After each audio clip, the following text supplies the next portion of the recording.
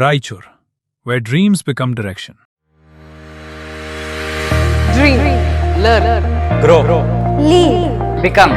Join Vedanta for your better future. At Vedanta, we don't just teach, we prepare you to win.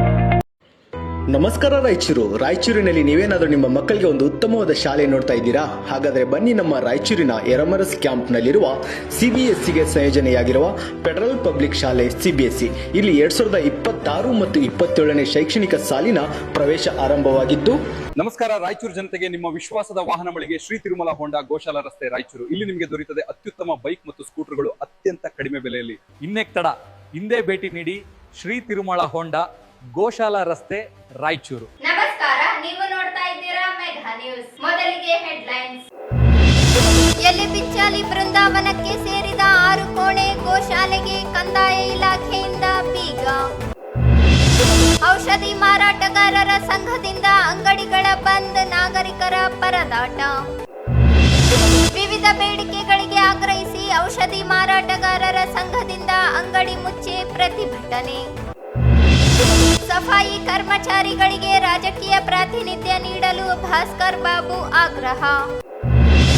Can bottle ಕಂಟೇನರ್ಗಳಿಗೆ ಇಂಧನ ನೀಡದಂತೆ DC ಪೂವಿತ ಸೂಚನೆ. ಆಶ್ರಯ ಕಾಲೋನಿಯ ನಿವಾಸಿಗಳಿಗೆ ಹಕ್ಕುಪತ್ರ ವಿತರಿಸಲು ಸಿಪಿಐಎಂ ರೆಡ್ ಸ್ಟಾರ್ ಆಗ್ರಹ. ಮತ್ತು ಆರ್ಟ್ ಆಫ್ ಲಿವಿಂಗ್ ಸಂಸ್ಥೆ ವತಿಯಿಂದ ಇನ್ ಟ್ಯೂಷನ್ ತರಬೇತಿ ಶಿಬಿರ. ವಾರ್ಡ್ ನಂಬರ್ 1ರಲ್ಲಿ ದೇವಸ್ಥಾನ ನಿರ್ಮಾಣಕ್ಕೆ ಸನ್ನಿ ಮಹಾರಾಜನಿಂದ 20 ಲಕ್ಷ ದೇಣಿಗೆ. ತಾಲೂಕಿನ ಬಿಚ್ಚಾಲಿ ಗ್ರಾಮದಲ್ಲಿರುವ ಶ್ರೀ ರಾಘವೇಂದ್ರ ಸ್ವಾಮಿಗಳ ಏಕಶಿಲಾ ಬೃಂದಾವನ ಸಮೀಪದ ಜಾಗ ವಿವಾದಕ್ಕೆ ಸಂಬಂಧಿಸಿದಂತೆ ಕಂದಾಯ ಇಲಾಖೆ ಅಧಿಕಾರಿಗಳು ಕ್ರಮ ಕೈಗೊಂಡಿದ್ದಾರೆ. ಪೊಲೀಸ್ ಭದ್ರತೆಯಲ್ಲಿ ಕಾರ್ಯಾಚರಣೆ ನಡೆಸಿದ ಅಧಿಕಾರಿಗಳು ರಾಯರ ಜಪದ ಕಟ್ಟೆ ಬಳಿಯ ಅರ್ಚಕರ ವಶದಲ್ಲಿದ್ದ 6 ಕೋಣೆಗಳು ಹಾಗೂ ಗೋಶಾಲೆಗೆ ಬೀಗ ಹಾಕಿ ವಶಕ್ಕೆ ಪಡೆದಿದ್ದಾರೆ. ಬಿಚ್ಚಾಲಿ ಗ್ರಾಮದ ಸರ್ವೆ ನಂಬರ್ 35 ಮತ್ತು 37ರಲ್ಲಿ ಇರುವ ಒಟ್ಟು 2 ಎಕರೆ 33 ಗುಂಟೆ ಜಾಗಕ್ಕೆ ಸಂಬಂಧಿಸಿ ಮಂತ್ರಾಲಯ ರಾಯರ ಮಠ, ಅಲ್ಲಿನ ಅರ್ಚಕರು ಹಾಗೂ ರೈತರ ನಡುವೆ ದೀರ್ಘಕಾಲದಿಂದ ಕಾನೂನು ಹೋರಾಟ ನಡೆಯುತ್ತಿತ್ತು. ಈ ಹಿನ್ನೆಲೆಯಲ್ಲಿ ಸರ್ಕಾರವು ವಿವಾದಿತ ಜಾಗವನ್ನು ಮಂತ್ರಾಲಯ ಶ್ರೀ ರಾಘವೇಂದ್ರ ಸ್ವಾಮಿಗಳ ಮಠಕ್ಕೆ ಮಂಜೂರು ಮಾಡಿ ಆದೇಶ ಹೊರಡಿಸಿತ್ತು. ಸರ್ಕಾರದ ಈ ಆದೇಶವನ್ನು ಪ್ರಶ್ನಿಸಿ ಜಪದ ಕಟ್ಟೆ ಬಿಚ್ಚಾಲಿ ಅಪ್ಪಣಾಚಾರ್ಯ ಸೇವಾ ಟ್ರಸ್ಟ್ ನ್ಯಾಯಾಲಯದಲ್ಲಿ ರಿಟ್ ಅರ್ಜಿ ಸಲ್ಲಿಸಿತ್ತು. ಆದರೆ ನ್ಯಾಯಾಲಯ ಟ್ರಸ್ಟ್ನ ಅರ್ಜಿಯನ್ನು ವಜಾಗೊಳಿಸಿತ್ತು. ನ್ಯಾಯಾಲಯದ ಸೂಚನೆಯಂತೆ ಕಳೆದ ಏಪ್ರಿಲ್ 13ರಂದು ಕಂದಾಯ ಇಲಾಖೆ ಅಧಿಕಾರಿಗಳು ವಿವಾದಿತ ಜಾಗದ ಜಂಟಿ ಸರ್ವೆ ಕಾರ್ಯ ಪೂರ್ಣಗೊಳಿಸಿದ್ದರು. ಈ ವೇಳೆ ಯಾವುದೇ ಮುನ್ಸೂಚನೆ ಅಥವಾ ನೋಟಿಸ್ ನೀಡದೆ ಸರ್ವೆ ನಡೆಸಲಾಗಿದೆ ಎಂದು ಸ್ಥಳೀಯ ರೈತರು ಆಕ್ರೋಶ ವ್ಯಕ್ತಪಡಿಸಿದ್ದರು. ಇದೀಗ ನ್ಯಾಯಾಲಯದ ಅಂತಿಮ ಆದೇಶದನ್ವಯ ಜಾಗವನ್ನು ಮಂತ್ರಾಲಯ ಮಠಕ್ಕೆ ಹಸ್ತಾಂತರಿಸುವ ಪ್ರಕ್ರಿಯೆ ಆರಂಭಗೊಂಡಿದ್ದು, ಅದರ ಭಾಗವಾಗಿ ಅಧಿಕಾರಿಗಳು ಕೋಣೆಗಳು ಹಾಗೂ ಗೋಶಾಲೆಗೆ ಬೀಗ ಹಾಕಿದ್ದಾರೆ. ರಾಯಚೂರು ಉಪವಿಭಾಗದ ಸಹಾಯಕ ಆಯುಕ್ತ ಹಂಪಣ್ಣ ಸಜ್ಜನ್ ಹಾಗೂ ತಹಸೀಲ್ದಾರ್ ಸುರೇಶ್ ವರ್ಮಾ ಅವರ ನೇತೃತ್ವದಲ್ಲಿ ಈ ಕಾರ್ಯಾಚರಣೆ ನಡೆಯಿತು. ಮುನ್ನೆಚ್ಚರಿಕಾ ಕ್ರಮವಾಗಿ ಸ್ಥಳದಲ್ಲಿ ಪೊಲೀಸ್ ಬಂದೋಬಸ್ತ್ ಏರ್ಪಡಿಸಲಾಗಿತ್ತು. ಆದರೆ ಯಾವುದೇ ಪೂರ್ವ ಮಾಹಿತಿ ನೀಡದೆ ತಂಗುವ ಕೋಣೆಗಳು ಮತ್ತು ಗೋಶಾಲೆಗೆ ಬೀಗ ಹಾಕಲಾಗಿದೆ ಎಂದು ಅರ್ಚಕರ ಕುಟುಂಬಸ್ಥರು ಅಧಿಕಾರಿಗಳ ವಿರುದ್ಧ ಆಕ್ರೋಶ ವ್ಯಕ್ತಪಡಿಸಿದ್ದಾರೆ.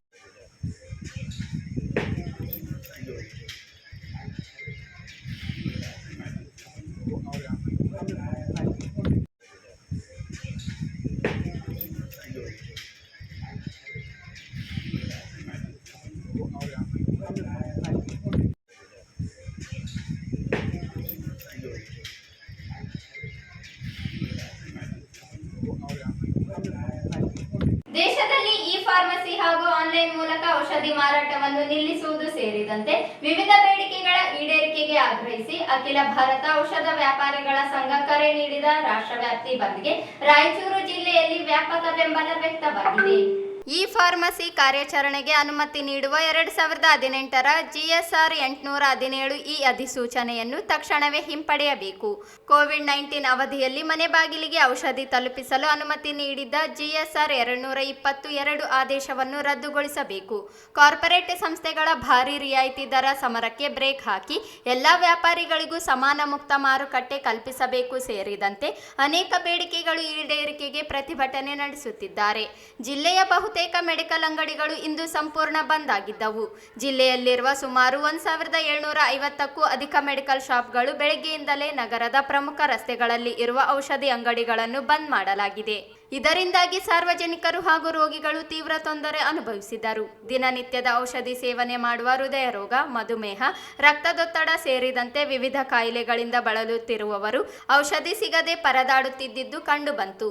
ಜಿಲ್ಲಾಸ್ಪತ್ರೆ, ಖಾಸಗಿ ಆಸ್ಪತ್ರೆ ಹಾಗೂ ಕ್ಲಿನಿಕ್ಗಳಿಗೆ ಬಂದ ಹಲವರು ವೈದ್ಯರ ಚೀಟಿ ಹಿಡಿದು ಮೆಡಿಕಲ್ ಅಂಗಡಿಗಳ ಬಳಿ ಅಲೆದಾಡಿದರು.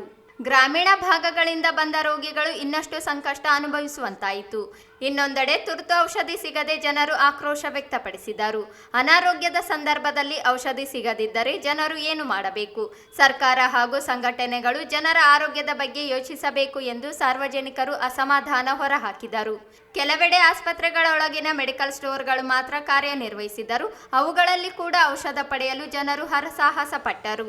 ಬಂಧನ ಪರಿಣಾಮ ಜಿಲ್ಲೆಯಾದ್ಯಂತ ಆರೋಗ್ಯ ಸೇವೆಯ ಮೇಲೂ ಪರಿಣಾಮ ಬೀರಿದಂತಾಯಿತು.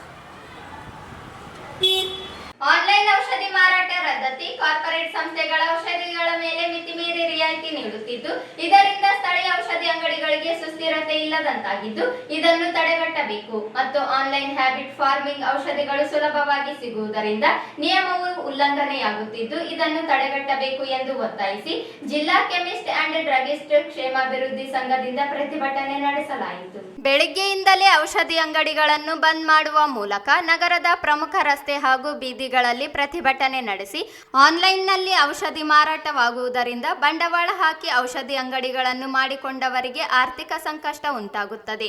ಕೂಡಲೇ ಆನ್ಲೈನ್ನಲ್ಲಿ ಔಷಧಿ ಮಾರಾಟ ಮಾಡುವುದನ್ನು ರದ್ದುಪಡಿಸಬೇಕು ಎಂದು ಹೇಳಿದರು. ಆನ್ಲೈನ್ನಲ್ಲಿ ಔಷಧಿ ಮಾರಾಟ ಮಾಡುವ ಕಾರ್ಪೊರೇಟ್ ಕಂಪನಿಗಳು ಇಡೀ ದೇಶದಲ್ಲಿ ವ್ಯಾಪಾರ ಮಾಡುವುದರಿಂದ ಹಾಗೂ ಹೆಚ್ಚಿನ ಸಂಖ್ಯೆಯಲ್ಲಿ ಔಷಧಿಯನ್ನು ಕೊಳ್ಳುವುದರಿಂದ ಅವರಿಗೆ ಅತಿಯಾದ ರಿಯಾಯಿತಿ ಸಿಗುತ್ತದೆ. ಆದ್ದರಿಂದ ಅವರು ಗ್ರಾಹಕರಿಗೆ ರಿಯಾಯಿತಿ ದರದಲ್ಲಿ ಮಾರಾಟ ಮಾಡುತ್ತಾರೆ. ಆದರೆ ಅಂತಹ ಸ್ಪರ್ಧೆಗೆ ಸ್ಥಳೀಯ ಔಷಧಿ ಅಂಗಡಿಗಳು ಇರಲು ಸಾಧ್ಯವಾಗುವುದಿಲ್ಲ ಎಂದು ತಿಳಿಸಿದರು. ಯಾವುದೇ ಡ್ರಗ್ ಔಷಧಿ ನೀಡಬೇಕಾದರೆ ಅದರದ್ದೇ ಆದ ನಿಯಮಗಳಿದ್ದು, ಆದರೆ ಆನ್ಲೈನ್ನಲ್ಲಿ ನಿಯಮಿತವಾಗಿ ಬಳಸುವ ಮತ್ತು ಹ್ಯಾಬಿಟ್ ಫಾರ್ಮಿಂಗ್ ಡ್ರಗ್ಗಳು ಕೂಡ ಸುಲಭವಾಗಿ ಸಿಗುವುದರಿಂದ ಔಷಧಿ ವ್ಯಾಪಾರದ ನಿಯಮಗಳನ್ನು ಉಲ್ಲಂಘಿಸಿದಂತಾಗುತ್ತದೆ. ಕೂಡಲೇ ಅದನ್ನು ತಡೆಗಟ್ಟಬೇಕು ಎಂದು ತಿಳಿಸಿದರು.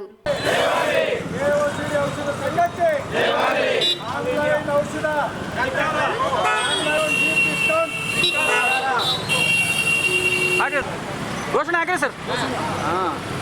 ಜಿಲ್ಲಾ ಔಷಧ ವ್ಯಾಪಾರಿಗಳ ಸಂಘಕ್ಕೆ, ಔಷಧ ವ್ಯಾಪಾರಿಗಳ ಸಂಘಕ್ಕೆ, ಜಿಲ್ಲಾ ಔಷಧ ವ್ಯಾಪಾರಿಗಳ ಸಂಘಕ್ಕೆ ಒಂದು 5 ನಿಮಿಷ ಸರ್ ಹಂಗೆ. ಜಿಲ್ಲಾ ಔಷಧ ವ್ಯಾಪಾರಿಗಳ ಸಂಘಕ್ಕೆ, ಜಿಲ್ಲಾ ಔಷಧ ವ್ಯಾಪಾರಿಗಳ ಸಂಘಕ್ಕೆ, ಸಂಘಕ್ಕೆ ದೇಶ ಔಷಧ ವ್ಯಾಪಾರಿಗಳ ಸಂಘಕ್ಕೆ, ಜಿಲ್ಲಾ ಔಷಧ ಆನ್ಲೈನ್ ಔಷಧ, ಆನ್ಲೈನ್ ಔಷಧ ಒಂದು 5 ಕೋರಿಯಸ್ ಮೆಡಿಸಿನ್ ಕೋರಿಯಸ್ ಮೆಡಿಸಿನ್ ಬಂದ್ ಮಾಡಬೇಕು. ಆನ್ಲೈನ್ ಮೆಡಿಸಿನ್ ಬಂದ್ ಮಾಡಬೇಕು. ಜಿಲ್ಲಾ ಔಷಧ ವ್ಯಾಪಾರಿಗಳ ಸಂಘಕ್ಕೆ, ಅಖಿಲ ಭಾರತ ಔಷಧ ವ್ಯಾಪಾರಿ ಸಂಘಕ್ಕೆ ಹಾಕು ಸ್ವಲ್ಪ.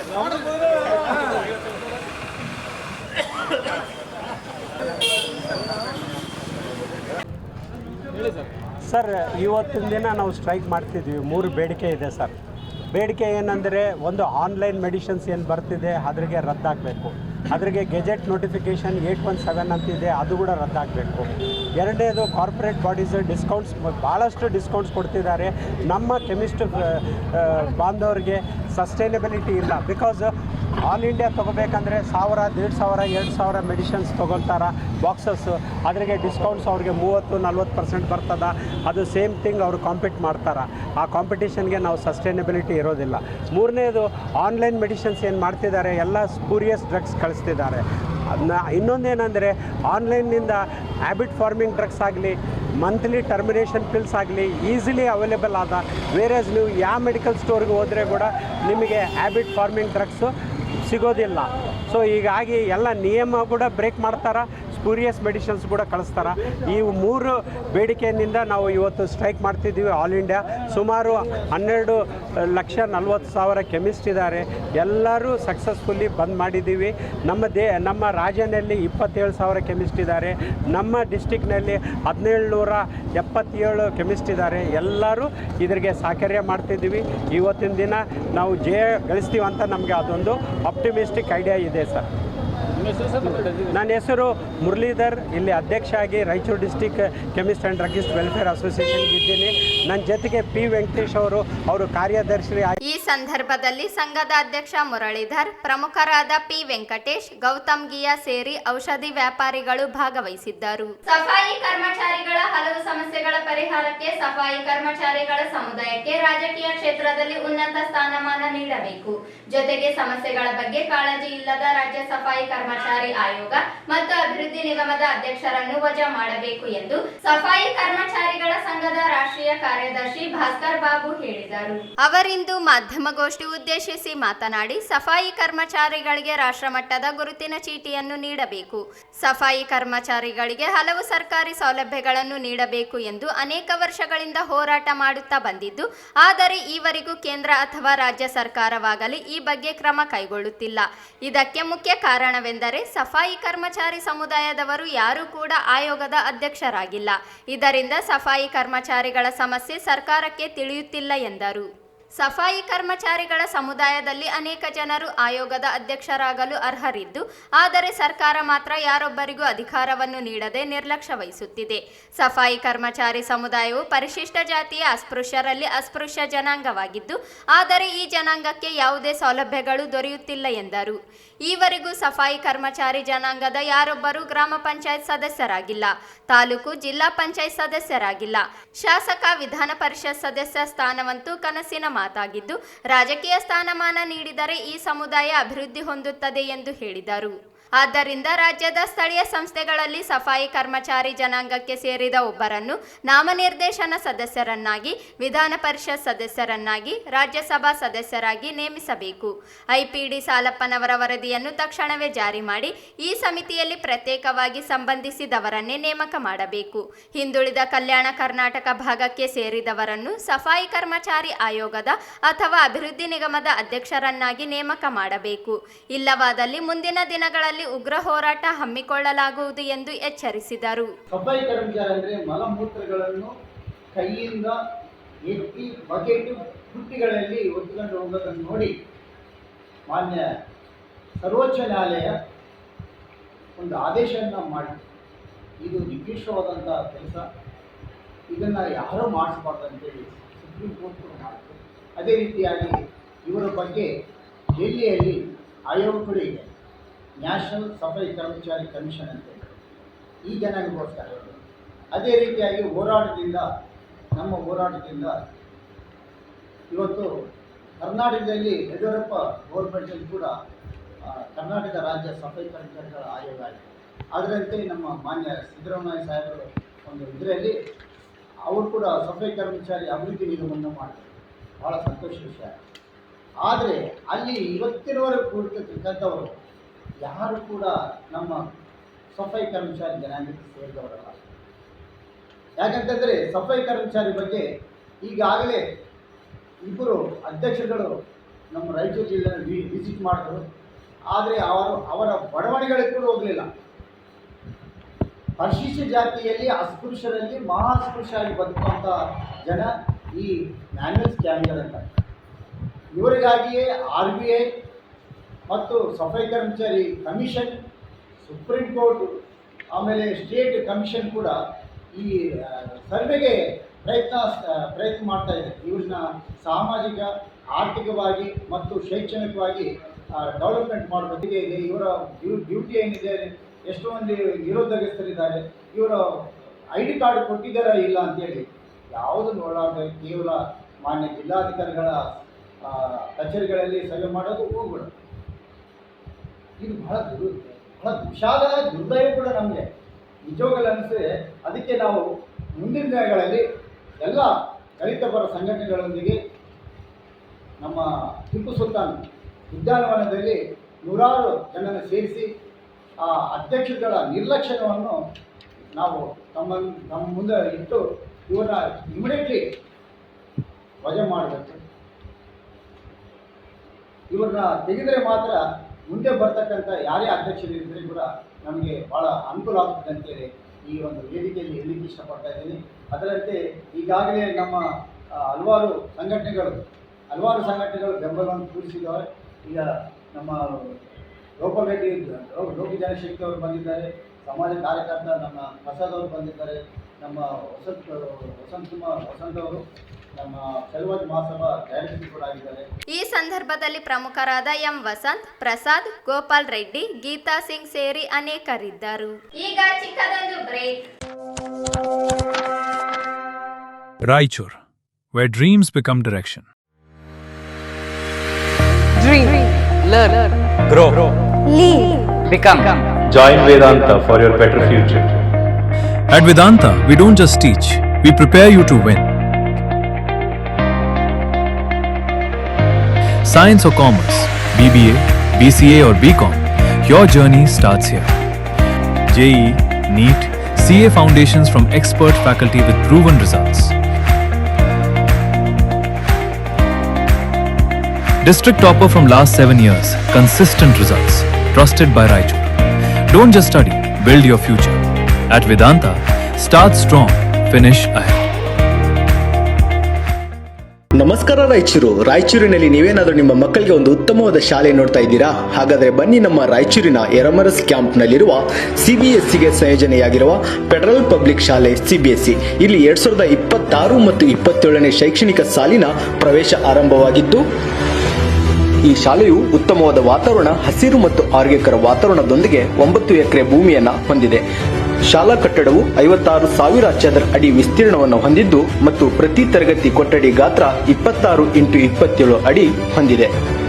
ಇಲ್ಲಿ ಸಂಪೂರ್ಣವಾಗಿ ಸುಸಜ್ಜಿತ ಕಂಪ್ಯೂಟರ್ ಲ್ಯಾಬ್ ಮತ್ತು ಸಂಯೋಜಿತ ವಿಜ್ಞಾನ ಪ್ರಯೋಗಾಲಯವನ್ನು ಹೊಂದಿದೆ.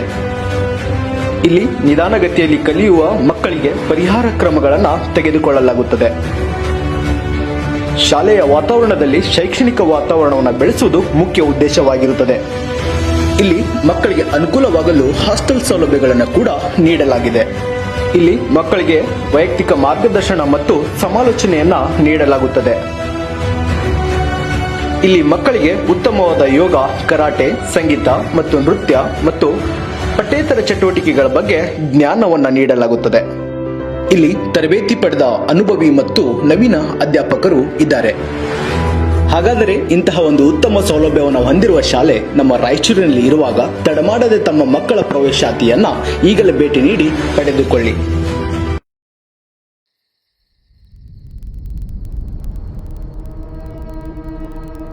ನಮಸ್ಕಾರ ರಾಯಚೂರು ಜನತೆಗೆ ನಿಮ್ಮ ವಿಶ್ವಾಸದ ವಾಹನ ಮಳಿಗೆ ಶ್ರೀ ತಿರುಮಲ ಹೋಂಡಾ ಗೋಶಾಲ ರಸ್ತೆ ರಾಯಚೂರು. ಇಲ್ಲಿ ನಿಮಗೆ ದೊರೆಯುತ್ತದೆ ಅತ್ಯುತ್ತಮ ಬೈಕ್ ಮತ್ತು ಸ್ಕೂಟರ್ಗಳು ಅತ್ಯಂತ ಕಡಿಮೆ ಬೆಲೆಯಲ್ಲಿ. ನಮ್ಮ ಶೋರೂಮ್ ನಲ್ಲಿ ಹೋಂಡಾ ಶೈನ್, ಹೋಂಡಾ ಯೂನಿಕಾರ್ನ್, SP 125, ಶೈನ್ 100, ಹೋಂಡಾ ಹಾರ್ನೆಟ್, ಲಿವೋ 110 ಬೈಕ್ಗಳು ಮತ್ತು ಡಿಯೋ ಸ್ಕೂಟಿ, ಆಕ್ಟಿವಾ ಸ್ಕೂಟಿ, ಹೋಂಡಾದ ಅತ್ಯುತ್ತಮ ಬೈಕ್ಗಳು ಮತ್ತು ಸ್ಕೂಟರ್ ಮಾದರಿಗಳು ಇವೆಲ್ಲವೂ ಒಂದೇ ಶೋರೂಮ್ ನಲ್ಲಿ ಅತ್ಯುತ್ತಮ ಆಫರ್ಗಳೊಂದಿಗೆ. ಇದು ಹೋಂಡಾ ಶೈನ್ 100 2B. ರೈತರು, ಕೂಲಿ ಕಾರ್ಮಿಕರು ಮತ್ತು ಉದ್ಯೋಗಿಗಳೇ ನಂಬಿಕೆಯ ಸಂಗಾತಿ. ಇದರ ಎಕ್ಸ್-ಶೋರೂಮ್ ಬೆಲೆ 66,789 ರೂಪಾಯಿಗಳು ಮಾತ್ರ. ಇದು ನೋಡಿ ಹೋಂಡಾ ಶೈನ್ 100 DX. ಹೆಚ್ಚು ಮೈಲೇಜ್, ಕಡಿಮೆ ಖರ್ಚು. ಇದರ ಎಕ್ಸ್-ಶೋರೂಮ್ ಬೆಲೆ 71,743 ರೂಪಾಯಿ ಮಾತ್ರ.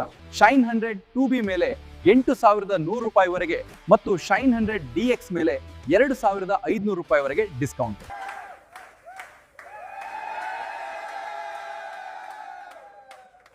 ಇದು ಹೋಂಡಾ SP 160 muscular design, powerful 160cc engine ಮತ್ತು ಸ್ಮೂತ್ ಪರ್ಫಾರ್ಮೆನ್ಸ್ SP 160 ಮೇಲೆ ಈಗ ಭರ್ಜರಿ 10,500 ರೂಪಾಯಿಗಳ ಸ್ಪೆಷಲ್ ಡಿಸ್ಕೌಂಟ್. ಮನೆ ಬಳಕೆಗೂ ದಿನನಿತ್ಯ ಪ್ರಯಾಣಕ್ಕೂ ಹೋಂಡಾ ಆಕ್ಟಿವಾ ನಿಮ್ಮ ಅತ್ಯುತ್ತಮ ಆಯ್ಕೆ. ಸುಲಭ ರೈಡಿಂಗ್, ಉತ್ತಮ ಮೈಲೇಜ್. ಆಕ್ಟಿವಾ ಸ್ಮಾರ್ಟ್ ಕೀ ಮೇಲೆ 3,000 ರೂಪಾಯಿಗಳ ಡಿಸ್ಕೌಂಟ್. ಆಕ್ಟಿವಾ STD ಎಕ್ಸ್-ಶೋರೂಮ್ ಬೆಲೆ 78,128 ಮಾತ್ರ. ಇದು Honda Hornet 2.0 big engine, muscular look ಮತ್ತು ರೋಡ್ ನಲ್ಲಿ ರಾಯಲ್ ಪ್ರೆಸೆನ್ಸ್. ಹಾರ್ನೆಟ್ 2.0 ಮೇಲೆ ಭರ್ಜರಿ 12,500 ರೂಪಾಯಿಗಳು ಸ್ಪೆಷಲ್ ಡಿಸ್ಕೌಂಟ್. ವಾಹನ ಖರೀದಿ ಮಾತ್ರ ಅಲ್ಲ, ಉತ್ತಮ ಸರ್ವಿಸ್ ಕೂಡ ಅಷ್ಟೇ ಮುಖ್ಯ. ಅನುಭವ ಹೊಂದಿದ ಟೆಕ್ನಿಷಿಯನ್ಗಳು, ಜೆನ್ಯುಯಿನ್ ಹೋಂಡಾ ಸ್ಪೇರ್ ಪಾರ್ಟ್ಸ್ ಮತ್ತು ವೇಗವಾದ ಸರ್ವಿಸ್ ಶ್ರೀ ತಿರುಮಲ ಹೋಂಡಾನಲ್ಲಿ ನಿಮಗೆ ಲಭ್ಯ. ಇಲ್ಲಿ ನಿಮಗೆ ಸುಲಭ ಲೋನ್ ಸೌಲಭ್ಯ, ಕಡಿಮೆ ಡೌನ್ ಪೇಮೆಂಟ್, ಕಡಿಮೆ EMI ಮತ್ತು ವೇಗವಾದ ಲೋನ್ ಅಪ್ರೂವಲ್, ಸರಳ ಡಾಕ್ಯುಮೆಂಟ್ಸ್ ನೊಂದಿಗೆ ತಕ್ಷಣವೇ ಫೈನಾನ್ಸ್ ಸಿಗ್ತದೆ. ನಿಮ್ಮ ವಾಹನ ಈಗ ನಿಮ್ಮ ಕೈಯಲ್ಲಿ. ಇನ್ನೇಕ್ ತಡ, ಹಿಂದೆ ಭೇಟಿ ನೀಡಿ ಶ್ರೀ ತಿರುಮಲ ಹೋಂಡಾ, ಗೋಶಾಲಾ ರಸ್ತೆ, ರಾಯಚೂರು.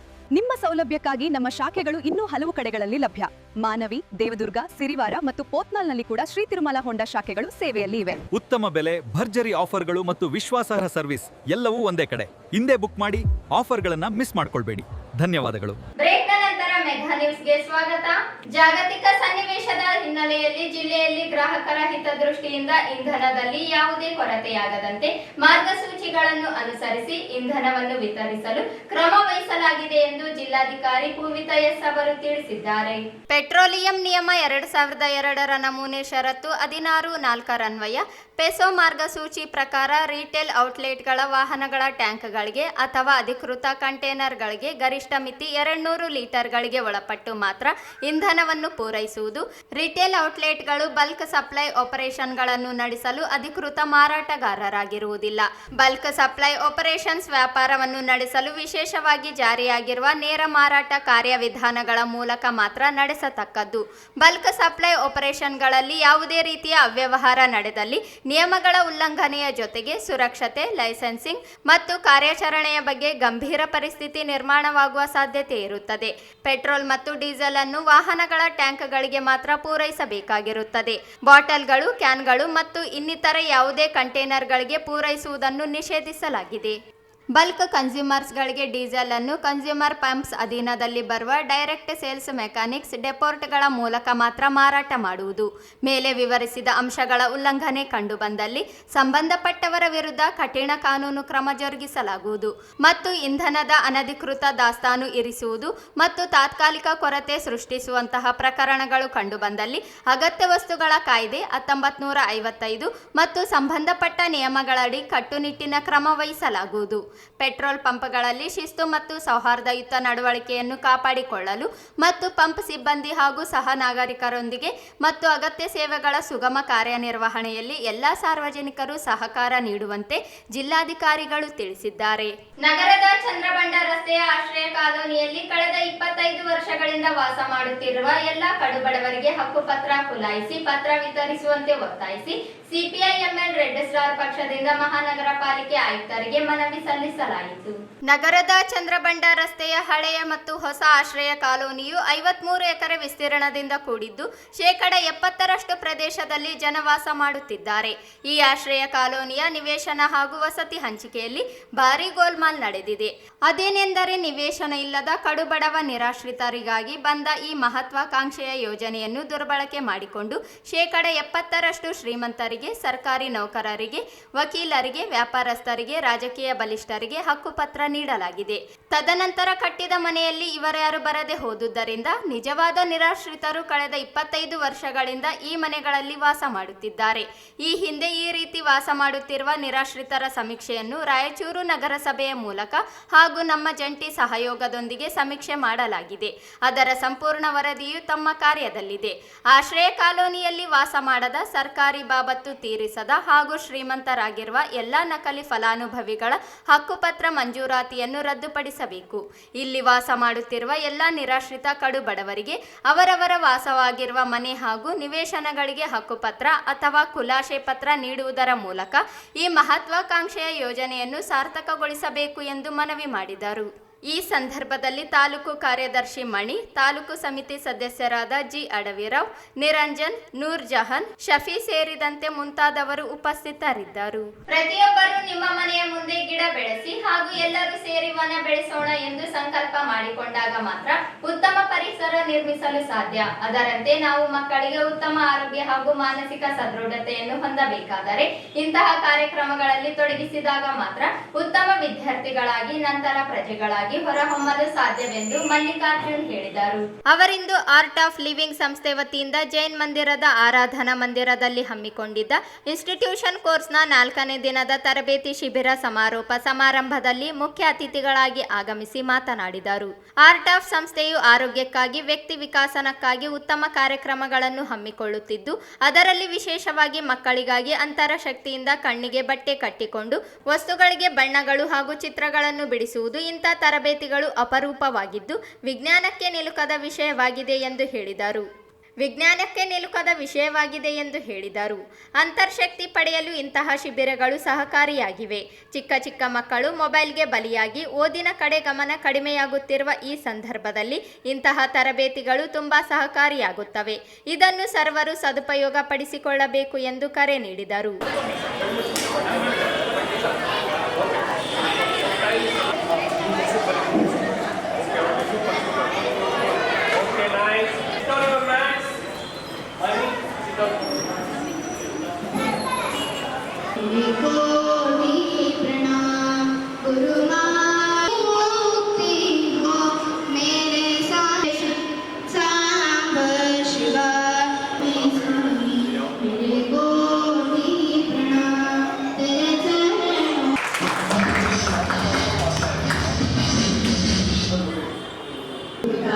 ಗುರು ಒಂದು ಸಲ ಗುರುಗಳಂತೇವೆ, ಗುರುವಿನಲ್ಲಿ ತಂದೆ ತಾಯಿಯನ್ನು ಕಾಣುತ್ತೇವೆ, ತೋರಿಸ್ತಾರೆ. ಇದನ್ನೇ ನಾವು ಗುರುಗಳಲ್ಲಿ ಕಾಣ್ತೇವೆ. ನಮಗೆ ಪ್ರೀತಿ ಇದನ್ನ ನಾವು ಪಡ್ಕೊಂಡು ಜನ ಕಾರ್ಯಕ್ರಮದ ಬಗ್ಗೆ Shrimati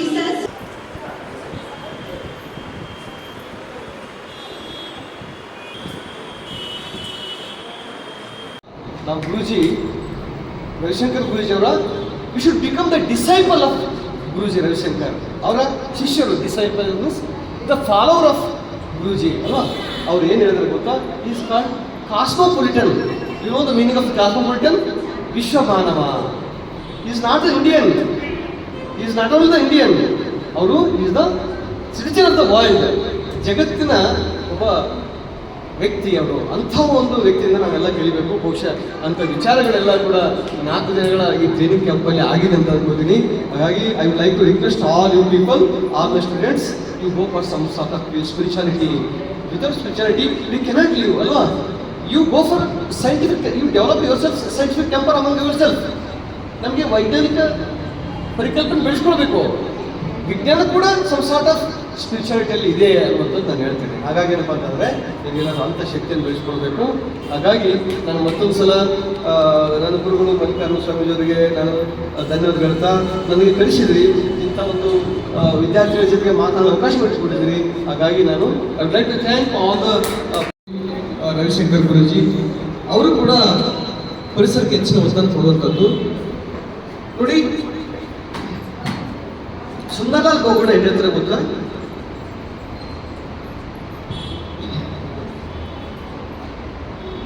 Trees can live without man. Trees can live without man, but man cannot live without trees.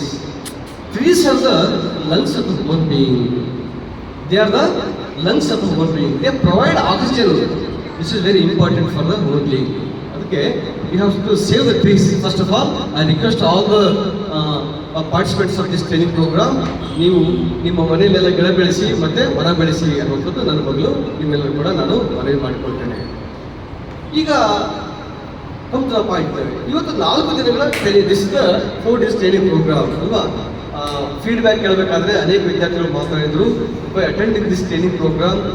ಪ್ರಾರಂಭದಲ್ಲಿ ಯೋಗ ಶಿಕ್ಷಕರು ಹಾಗೂ ಪತ್ರಿಕಾ ಛಾಯಾಗ್ರಾಹಕರಾದ ಮಲ್ಲಿಕಾರ್ಜುನ ಸ್ವಾಮಿ ಅವರು ಪ್ರಾಸ್ತಾವಿಕವಾಗಿ ಮಾತನಾಡುತ್ತಾ, ಪರಮ ಪೂಜ್ಯ ಶ್ರೀ ರವಿಶಂಕರ್ ಗುರೂಜಿ ಅವರ ಕೃಪಾಶೀರ್ವಾದದಿಂದ ನಾವೆಲ್ಲ 18 ವರ್ಷ ಮೇಲ್ಪಟ್ಟವರಿಗೆ ತರಬೇತಿ ನೀಡುತ್ತಿರುವ ಸುದರ್ಶನ ಕ್ರಿಯಾ ಯೋಗ ಶಿಬಿರದಿಂದ ಆರೋಗ್ಯ ನೆಮ್ಮದಿ ಜೀವನ ಸಾಗಿಸಲು ಸಾಧ್ಯವಾಗುತ್ತಿತ್ತು. ಇತ್ತೀಚಿನ ದಿನಗಳಲ್ಲಿ ಮಕ್ಕಳು ಟಿವಿ ಮತ್ತು ಮೊಬೈಲ್ಗಳಿಗೆ ಮಾರು ಹೋಗಿ ಶಿಕ್ಷಣದ ಕಡೆ ಒಲವು ಕಡಿಮೆಯಾಗುತ್ತಿದ್ದು, ಅದರಿಂದ ಹೊರಬರಲು ಇಂದು 4 ದಿನದ ಇನ್ಸ್ಟಿಟ್ಯೂಷನ್ ಕಾರ್ಯಕ್ರಮ ಹಮ್ಮಿಕೊಂಡು ಯಶಸ್ವಿಯಾಗಿ ಸುಮಾರು 32 ಶಿಬಿರಾರ್ಥಿಗಳು ಇದರ ಲಾಭವನ್ನು ಪಡೆದುಕೊಂಡಿದ್ದಾರೆ ಎಂದು ಹೇಳಿದರು. ಮುಂದಿನ ತಿಂಗಳು 3ನೇ ತಾರೀಕಿಗೆ ಮತ್ತೊಂದು ಶಿಬಿರವನ್ನು ಹಮ್ಮಿಕೊಳ್ಳುವ ಯೋಜನೆ ಇದೆ. ಸರ್ವರಿಗೂ ಪಡೆದುಕೊಳ್ಳಬೇಕು ಎಂದು ಕರೆ ನೀಡಿದರು.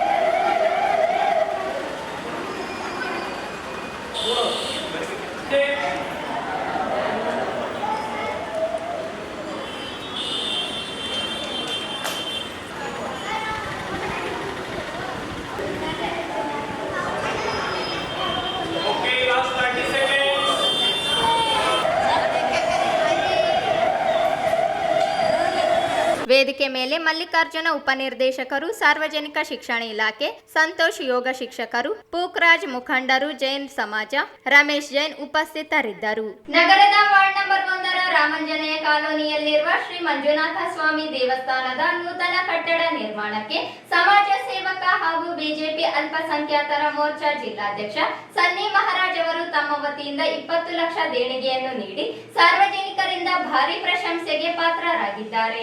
ಧಾರ್ಮಿಕ ಸೇವೆ ಹಾಗೂ ಸಮಾಜಮುಖಿ ಚಟುವಟಿಕೆಗಳಲ್ಲಿ ಸದಾ ತೊಡಗಿಸಿಕೊಂಡಿರುವ ಸನ್ನಿ ಮಹಾರಾಜ್ ಅವರು ದೇವಸ್ಥಾನದ ನಿರ್ಮಾಣ ಕಾರ್ಯ ಸುಸೂತ್ರವಾಗಿ ನಡೆಯಬೇಕೆಂಬ ಉದ್ದೇಶದಿಂದ ಈ ಮಹತ್ವದ ನೆರವನ್ನು ನೀಡಿದ್ದು ಅವರ ಉದಾರ ಮನೋಭಾವಕ್ಕೆ ಸಾರ್ವಜನಿಕ ವಲಯದಲ್ಲಿ ಮೆಚ್ಚುಗೆ ವ್ಯಕ್ತವಾಗಿದೆ.